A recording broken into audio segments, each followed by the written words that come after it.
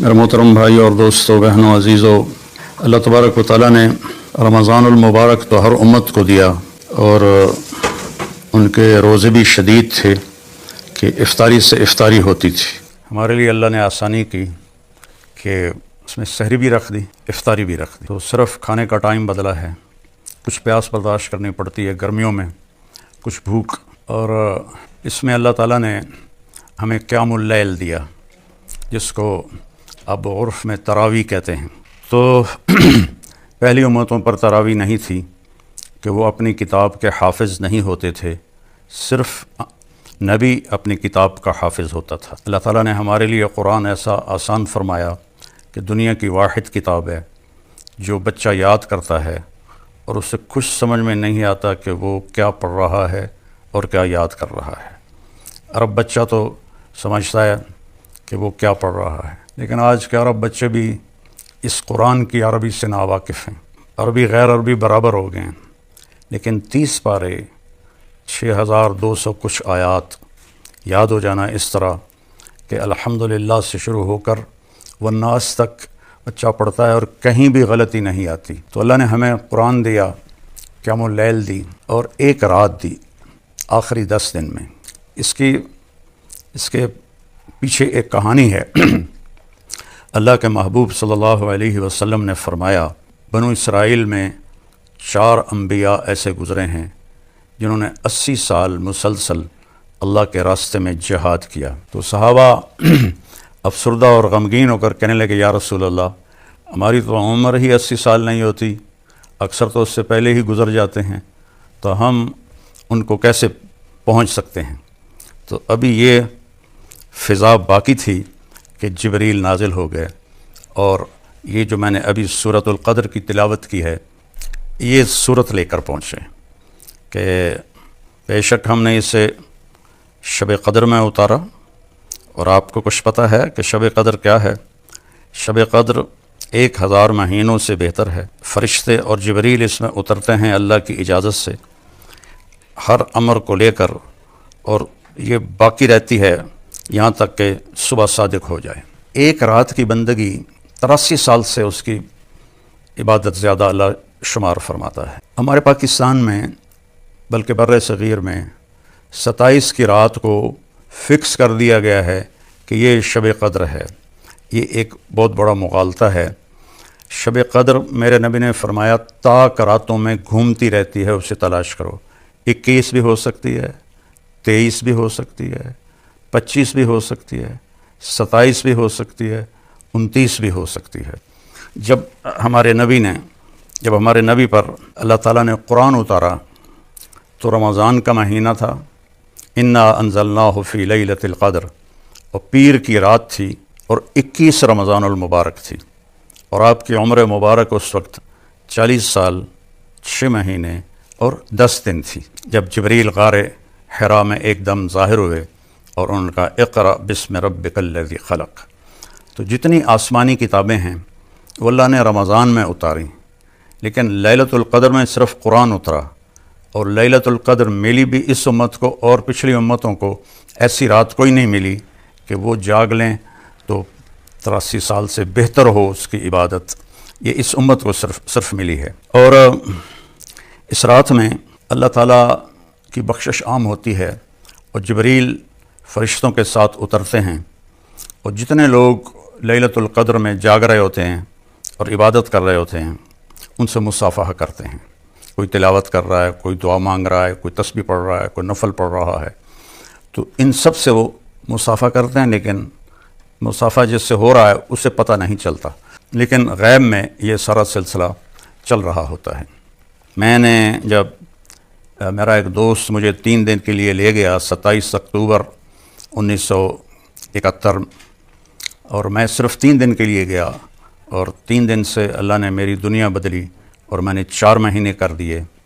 تو رمضان جب شروع ہوا تو ہم بارڈر کے ساتھ ہماری یہ پیدل جماعت چل رہی تھی، اور رمضان کا مہینہ تھا، اور بہت مشکل سفر تھا۔ لوگ انتہائی غلط فہمی کا شکار تھے کہ یہ وہابی ہیں، یہ گستاخ رسول ہیں، ہمیں گالیاں نکالتے، ہمارے بستر اٹھا کے باہر پھینک دیتے، اور ایک جگہ تو ٹوکے کہاڑیاں لے کر وہ ہمیں مارنے کے لیے آ گئے۔ تو اس طرح کا باہر کی فضا تھی۔ ہمیں وہ آٹا نہیں دیتے تھے، سبزی نہیں دیتے تھے، چاول نہیں دیتے تھے۔ 3-3 4-4 میل ان بستیوں میں جا کے جہاں کسی کو پتہ نہ ہو ہمارا، وہاں سے ہم آٹا لیتے، چاول لیتے، سبزی لیتے۔ ہمیں دودھ نہیں دیتے تھے چائے بنانے کے لیے، اور ایک چھاپ لگی ہوئی تھی کہ یہ وہابی ہیں، ان کو کچھ نہیں دینا۔ اور سفر پیدل تھا ہمارا، تو ہم پیدل چل کے ایک بستی میں پہنچے تو بہت تھکاوٹ تھی، ہم صفوں پر ہی لیٹ گئے اور سو گئے۔ تو کھڑ کھڑ کی آواز آئی، میری آنکھ کھلی تو ہمارا امیر پہلے اٹھا ہوا تھا، وہ اردو سپیکنگ تھا۔ میری اصل زبان یہ چناوڑی تھی، جس کو جانگلی کہتے ہیں، جانگلی زبان، تو وہ علاقہ جانگلی زبان کا تھا۔ تو 5-6 فٹ کے جوان کہاڑیاں، ٹوکے، چھریاں لے کے کھلوتے۔ تو وہ فوت ہو گئے ہمارے امیر نیاز محمد ڈوگر رحمۃ اللہ علیہ۔ کہنے لگے، او بھائی طارق جمیل، ان کو سمجھاؤ بھائی، دیکھو یہ کیا کر رہے ہیں، ان سے بات کرو۔ تو میں نے ان سے کہا، بھائی میں ویکھ لیا تسی اصلہ چاہتے آئے ہو، ہن اسی دوڑ تا سکتے نہیں ہیں، جو تسی کرنا ہے کر دے، جے پر پہلے ساڈی گل تے سن لو۔ تو ان کی تھوڑی اجنبیت دور ہوئی کہ ان کی زبان میں ایک اس وقت تو میری 18 سال عمر تھی، ایک لڑکا بات کر رہا ہے، تو ایک دوسرے کو دیکھنے لگے، تو آخر لگے، آندھا تھا ٹھیک ہے، سنتا لے یہ کی آندن۔ تو آ کے بیٹھ گئے اسی طرح کلہاڑیاں اور ٹوکے ہاتھ میں۔ تو میں نے اپنی ہی زبان میں ان سے بات شروع کی۔ اب یاد نہیں میں نے کیا بات کی، لیکن ایک اٹھا کلہاڑی پھینک کے آیا، دوسرا ٹوکا پھینک کے آیا، تیسرا چھرا پھینک کے آیا، سارا انہوں نے اسلحہ باہر پھینک دیا اور کہنے لگے، آج شام دی افطاری تھوڑی اسی کراؤنی۔ تو میں آخیا یہ پہلے ٹوکے چاہتے کیوں آ گیا ٹوکن واسطے؟ کہ ساڈے مولوی سانو آخیا یہ وہابی ہیں، انہوں ٹک چھڈو، انہوں مارنا بھی ثواب ہے۔ اصل تو اس پر وہ آیا سے پھر انہوں نے ہم 2 دن وہاں رہے، انہوں نے ہمیں سحری بھی کھلائی، افطاری بھی کھلائی، اور اگلے گاؤں تک چھوڑنے گئے۔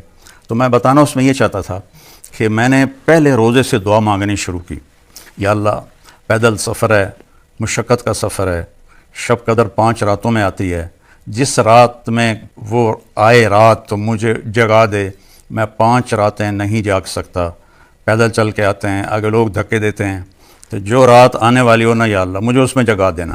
تو 21 کی رات تھی، اور ہم ایک گاؤں میں تھے، وہ اہل حدیث کا گاؤں تھا، انہوں نے ہمیں نہیں نکالا، انہوں نے ہمیں عزت سے رکھا بھی صحیح۔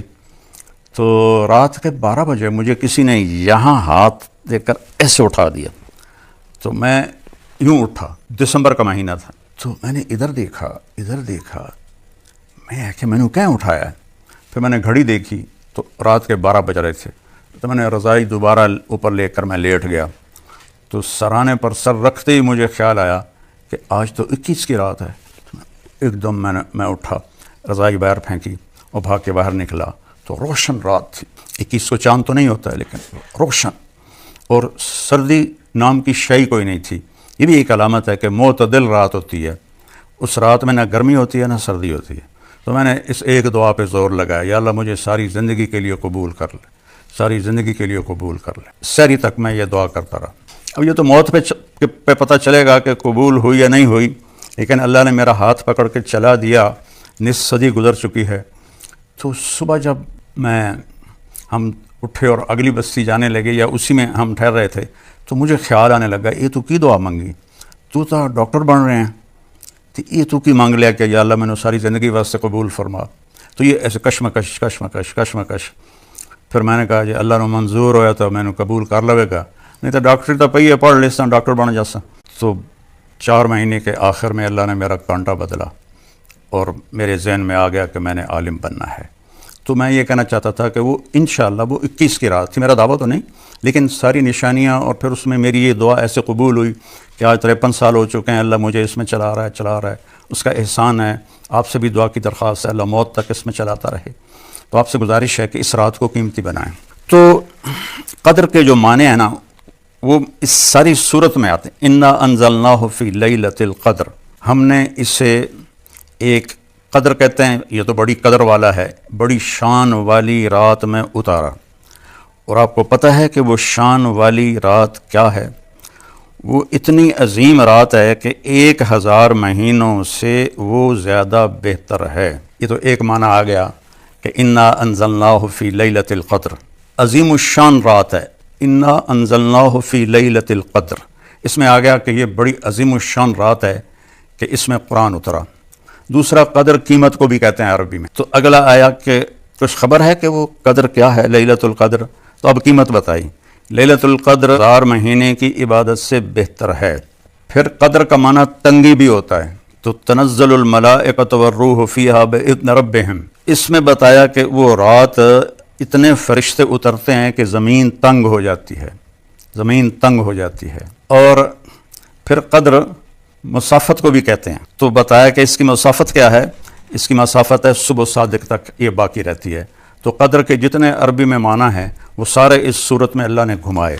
تو اللہ ہمیں اس رات کی قدردانی کی توفیق عطا فرمائے۔ یہ بہت عظیم رات ہے، یہ 3 راتیں پیچھے ہیں۔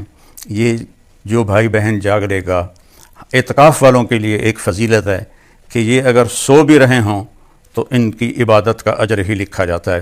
جو ہماری مستورات اپنے گھر میں اعتکاف میں بیٹھی ہیں، ہمارے بھائی جو مسجدوں میں اعتکاف میں بیٹھے ہیں، جو حرمین میں اعتکاف میں بیٹھے ہیں، اعتکاف والے کی یہ خصوصیت ہے کہ یہ سو بھی رہا ہو تو اس کی عبادت ہی لکھی جاتی ہے۔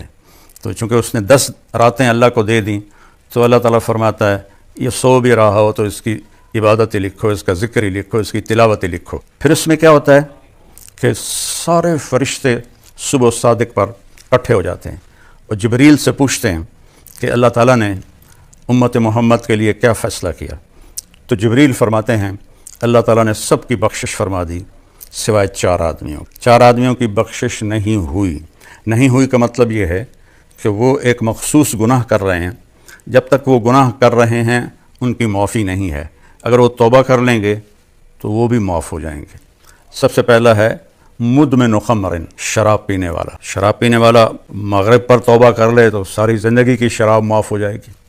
عاق الوالدین، والدین کو تکلیف دینے والا اور انہیں دکھی کرنے والا، وہ بھی اگر 1 گھنٹہ پہلے ماں باپ کے پاؤں پڑھ کے معافی مانگ لے تو رات میں اس کی بھی بخشش ہو جائے گی۔ تیسرا قاطع الرحم، رشتہ داروں سے، خونی رشتوں سے لڑنے والا، سینگ اڑانے والا، بھائیوں سے، بہنوں سے، چاچا، ماموں، دادا، دادی، نانا، نانی، یہ سارے خون کے رشتے ہیں، پھوپھی، یہ ٹوٹتے نہیں ہیں۔ تو ان سے جو بدتمیزی کرتا ہے ایک اس کی بخشش نہیں ہوتی، معافی مانگ لے تو اس کی بھی ہو جائے گی۔ اور چوتھا ہے مشاہن۔ مشاہن ہوتا ہے کینہ رکھنے والا۔ اور کینہ کیا ہوتا ہے کہ ایک ہوتا ہے بغض کہ مجھے فلاں سے نفرت ہے، اور کینہ یہ ہوتا ہے کہ نفرت بھی ہو اور اس کو نقصان پہنچانے کی نیت بھی ہو، پکی نیت ہو کہ میں نے میری داڑھ ایٹھ ایک باری آ جائے پھر ویکھیا جے میں کی کرنا، یہ کہ دوسرے کو نقصان پہنچانے کا عزم رکھنے والا، پکا ارادہ رکھنے والا، ایک اس کی بخشش نہیں ہوتی۔ یہ بھی توبہ کر لے تو اس کی بھی ہو جاتی ہے۔ تو اس طرح ساری دنیا کے مسلمان اپنی بخشش کروا سکتے ہیں۔ کوئی غیر مسلم توبہ کر کے اسلام قبول کر لے تو اس کے لیے بھی بخشش کا دروازہ کھول دیا جاتا ہے۔ تو بھائیو، اللہ نے جناب رسول اللہ صلی اللہ علیہ وسلم کے طفیل ہمیں اتنی چھوٹ دی ہے، ہمارے لیے اتنی آسانیاں کی ہیں کہ ہم سوچ بھی نہیں سکتے۔ ایک حدیث یاد آ گئی، باقی تو میرے نبی کی برکتیں تو گنتی سے اوپر ہیں۔ یہ آیت آئی من جاء بالحسنۃ فلہ عشر امثالھا، جو ایک نیکی کرے گا ہم 10 لکھیں گے۔ اب یہ ایک عالمی فضیلت تھی سب دنیا کے اہل ایمان کے لیے جو پہلے ہم سے گزرے۔ تو میرے نبی نے عرض کی یا اللہ زد امتی، یا اللہ یہ تو نے ساری امتوں کو دیا، میری امت کو زیادہ دے۔ تو اللہ نے دوسری آیت اتاری من ذا الذی یقرض اللہ قرضا حسنا فیضاعف لہ اضعافا کثیرا، مجھے کون قرضہ دیتا ہے میں اسے کئی گنا کر کے واپس کروں۔ تو میرے نبی نے عرض کیا اللہ زد امتی، یا اللہ کچھ زیادہ کر دے، اس میں کوئی گنتی کوئی نہیں تھی تو میں کئی گنا زیادہ کر کے دوں۔ تو اللہ کے نبی نے عرض کیا اللہ کچھ زیادہ کر دے۔ تو اللہ نے تیسری آیت اتاری مثل الذین ينفقون اموالهم فی سبیل اللہ کمثل حبۃ انبتت 7 سنابل فی کل سنبلۃ 100 حبۃ واللہ یضاعف لمن یشاء واللہ واسع علیم، کہ جو 1 روپیہ میرے نام پہ خرچ کرے گا اس کے 700 گنا کر کے لکھوں گا۔ تو 1 پہ 700 تو کبھی کسی کو ملا ہی نہیں۔ پھر بھی میرے نبی نے عرض کی قربان جاؤں آپ کی محبت پر جو امت کے ساتھ تھی، رب زد امتی، یا اللہ تھوڑا اور زیادہ کر دے، تینوں کیڑی کمی ہے۔ تو پھر اللہ نے یہ آیت اتاری اچھا میرے محبوب